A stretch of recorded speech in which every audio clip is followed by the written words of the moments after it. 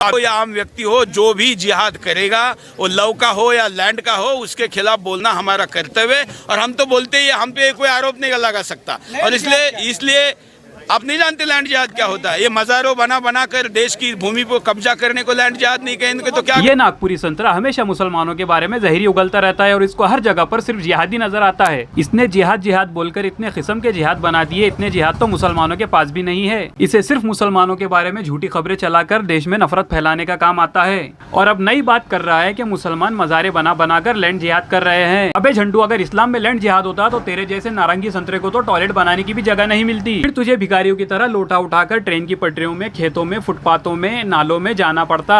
और फिर तुझे धोने की भी जगह नहीं मिलती। तू वैसे ही अपना तंबूरा उठाकर इधर उधर बाज फैलाते फिरता और लोगों से धोने की भीख मांगता। आपने कह दिया शाहीन बाग बना दिया।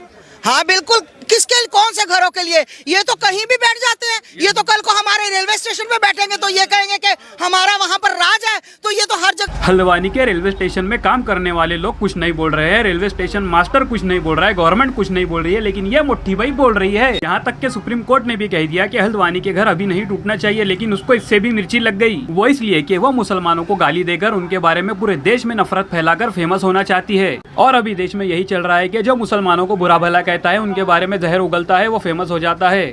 नाम इसका आशा माँ है, लेकिन इसी को सुनकर इसी के सारे चेले बच्चे भाग जाएंगे। ये बड़ी अच्छी बात कही है। हल्द्वानी जा करके वहाँ पर देख लीजिए कि वहाँ शाहीन बाग बना या नहीं बना है।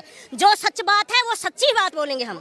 बोल तो ऐसे रही है जैसे शाहीन बाग इंडिया का हिस्सा ही नहीं। अरे मुट्ठी भाई, शाहीन बाग इंडिया का ही हिस्सा है और उसमें रहने वाले लोग भी इंडिया का हिस्सा है, और हल्द्वानी भी इंडिया का हिस्सा है और उसमें रहने वाले लोग भी इंडिया का हिस्सा है। तो ये बोल देना कि हल्द्वानी शाहीन बाग बन गया, इसका कोई मतलब नहीं, क्योंकि दोनों एरिया इंडिया में ही आते हैं। बोलेंगे हम। मतलब हम, हमारी पीढ़ियां कई पीढ़ियों से रह रहे हैं, क्यों आप लोग निकालना चाहते हैं वहाँ से? जो है सरकार क्यों हमको हटा?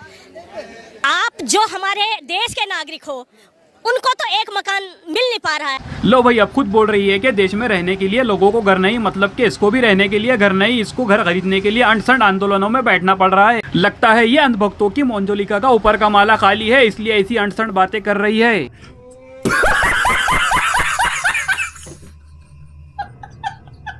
तो वीडियो को यहाँ पर फिनिश खल्लास खत्म करते हो। क्या अल्लाह हाफिज।